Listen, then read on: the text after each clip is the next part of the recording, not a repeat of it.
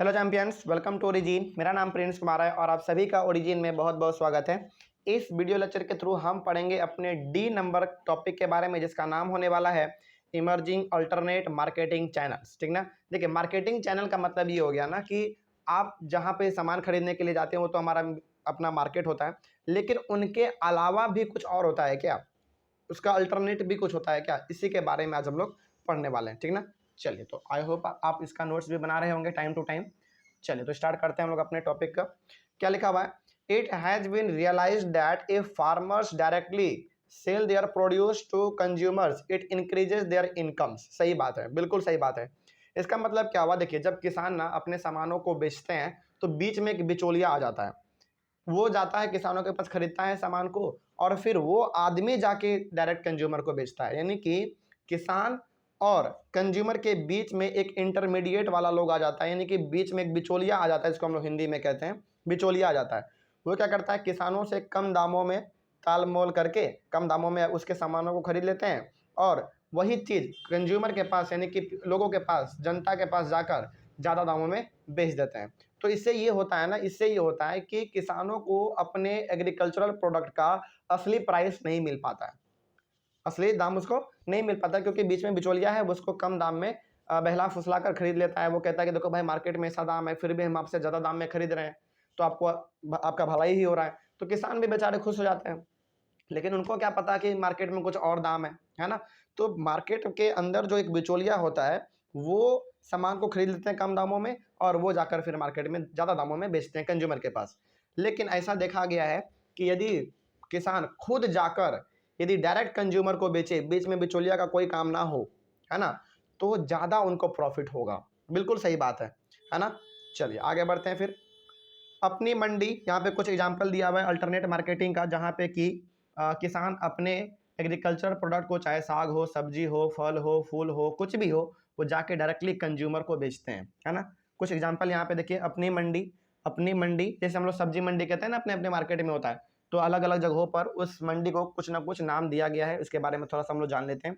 अपनी मंडी कहा जाता है पंजाब, हरियाणा और राजस्थान में। फिर हदसपर मंडी कहा जाता है पुणे में।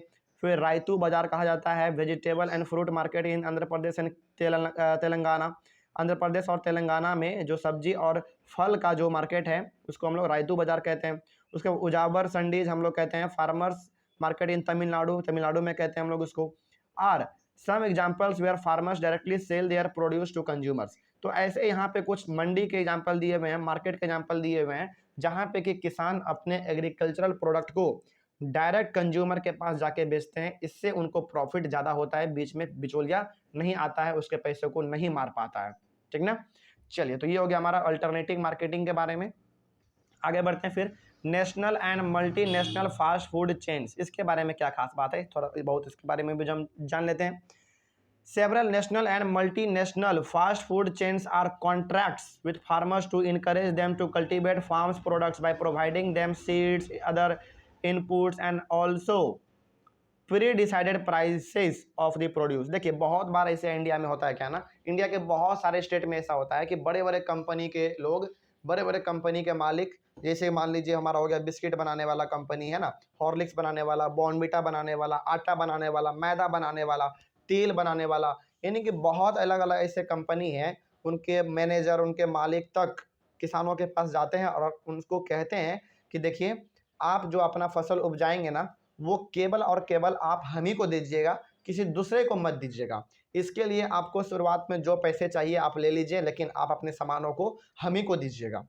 इससे ये होता है ना कि देखिए, जब मार्केट में सामान उतरता है ना, तो फटाफट बिकता है, तो बड़े बड़े कंपनी के लोगों को सामान मिल नहीं पाता है अपने सामानों को बनाने के लिए, तो वो पहले ही जाके रिजर्व कर लेते हैं, किसानों के पास बोल देते हैं कि भाई देखो, तुम जो इस बार फसल उपजाओगे ना, वो केवल और केवल हम ही को बेचना, इसके लिए तुम पहले ही एडवांस ले लो, कोई दिक्कत वाली बात नहीं है, लेकिन तुम अपना सामान हम ही को देना, है ना। इसके लिए अब इसके लिए बड़े बड़े लोग क्या करते हैं, जो बड़े बड़े कंपनी के लोग, उनको बीज भी दे देते हैं। लो भाई, तुम बीज भी ले लो, खाद भी ले लो, सिंचाई करने के लिए जो पैसा लगेगा वो भी ले लो, ट्रांसपोर्टेशन कॉस्ट जो लगेगा वो भी ले लो, तुम सब चीज़ तुम ले लो, लेकिन जो तुम अपना फसल उपजाओगे ना, वो हम ही को ला के देना, किसी दूसरे को मत देना। तो ऐसा भी होता है, नेशनली भी होता है और मल्टी नेशनल भी होता है। यानी कि कुछ इंडिया के कंपनी के खुद आके किसानों के साथ बोलते हैं किसानों के पास बोलते हैं। इसके साथ ही साथ कोई दूसरा बाहर वाला कंपनी भी आके इंडिया के किसानों को बोलते हैं कि आप हमें को दीजिएगा, ठीक है ना। इसके लिए वो पहले ही पेमेंट कर देते हैं एडवांस। देखिए, पेमेंट करने का मतलब होता है ना कि आप बंध गए हैं, कि आपको देना ही पड़ेगा, ठीक ना। तो इस प्रकार से होता है और आज भी होता है। आगे बढ़ते हैं फिर। It helps in reducing the price risk of farmers. इससे क्या होता है, इससे ये होता है कि मान लीजिए किसानों का सामान मार्केट में नहीं बिक पाया। अब जब सामान बिक नहीं पाया तो ऑब्वियस सी बात है कि उनका फसल तो बर्बाद ही हो जाएगा, पानी से, बरसात से, है ना। फिर से चूहा काट दिया तो फिर वो अलग चीज़ है। लेकिन जब इनके पास पहले ही ऑर्डर आ जाता है कि भाई जैसे ही मेरा फसल कटेगा वैसे ही मेरा फसल बिक भी जाएगा तुरंत, क्योंकि पहले से रिजर्व कर लिया गया है, तो यहाँ से जो रिस्क है खराब होने का फसल को, वो थोड़ा बहुत कम हो जाता है। क्योंकि किसानों को मालूम है जैसे ही फसल कटेगा पूरी तरीके से बोरे में पैक हो जाएगा, है ना, बोरी में पैक होगा और फटाक से कंपनी के पास चला जाएगा, हमको पैसा भी मिल जाएगा। तो यहाँ पे रिस्क बहुत ही कम है, ना के बराबर है, ठीक है ना। और इनको अच्छा खासा दाम भी मिल जाता है। अब देखिए, इससे होता है क्या ना, इससे ना किसानों का यहाँ पे मनमानी चलता है, जो कि होना भी चाहिए। क्योंकि देखिए, किसान है तो हम लोग हैं ना, किसान है तो हम लोग हैं। तो यहाँ पे किसानों का मनमानी शुरू ये हो जाता है ना कि देखो भाई, मान लीजिए कोई बड़ा कंपनी वाला आया, उसको कहेगा कि हम आपसे ना 12 रुपये पर केजी गेहूं के हिसाब से लेंगे। लेकिन किसान वाला बोलेगा कि नहीं, सामने वाला तो 15 रुपया दे रहा है। तो कंपनी वाला बोलेगा कि भाई सामने वाला 15 रुपया दे रहा है, क्या पता उसको बेच दे। तो ये बोलेगा ठीक है, हम 16 रुपया देंगे। फिर वो बोलेगा नहीं, सामने वाला 20 रुपया दे रहा है, तो फिर ये बोलेगा कि नहीं, हम 22 रुपया देंगे। तो इससे ये होता है ना कि किसानों का नेगोशिएशन करने का जो कैपेसिटी है वो बढ़ जाता है। और बढ़ना भी चाहिए, हकीकत बात है, सही बात है, होना भी चाहिए। क्योंकि उनका सामान है, उनका मर्जी, देना चाहेगा तो देगा, नहीं देना चाहेगा नहीं देगा, है ना। ये होना चाहिए, होता भी है। तो किसानों के यहाँ पे मन मर्जी चलता है अपना, वो होना भी चाहिए, सही बात है ना। क्योंकि देखिए, फसल आपके सामने जो घर बैठाए आ जाता है ना, उनमें कभी आप यदि देखें तो आपको मालूम चलेगा कि कितना ज़्यादा मेहनत छुपा रहता है ना। पहले फसल को पहले बीज को मार्केट से लाना, उसके बाद फिर खेत में जुताई करना, उसके बाद फिर बीज को लगाना, पटवन करना, उसमें खाद छिड़कना, है ना। फिर वीड्स को अलग अलग करना, जो अनवांटेड प्लांट हमारे होते हैं उनको अलग करना।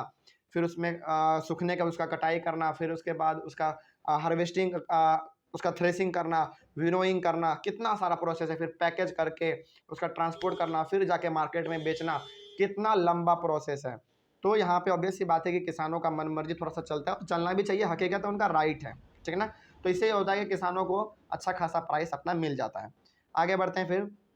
It also expands the market for farm products. और इससे क्या होता है, जो एग्रीकल्चर हमारे प्रोडक्ट होते हैं, इनका मार्केट भी धीरे धीरे बढ़ता रहता है, फैलता रहता है। क्योंकि बहुत सारे लोगों को ये लालच आ जाता है, और होना भी चाहिए, कि देखो भाई, उस सामने वाला का 20 रुपये पर केजी के हिसाब से बिका, हमारा क्यों नहीं बिका। तो वो भी अगले साल से बढ़ चढ़ के अपना एग्रीकल्चर प्रोडक्ट को प्रोड्यूस करेगा, और वो भी किसी न किसी के साथ कॉन्ट्रैक्ट में आ जाएगा कि हम आप ही को देंगे, इसके लिए पहले हमको पेमेंट कर दीजिए, है ना। तो यहाँ पे मार्केट भी धीरे धीरे एक्सपेंड होता है इस तरीके से। चलिए, तो आई होप आपको समझ में आ गया होगा।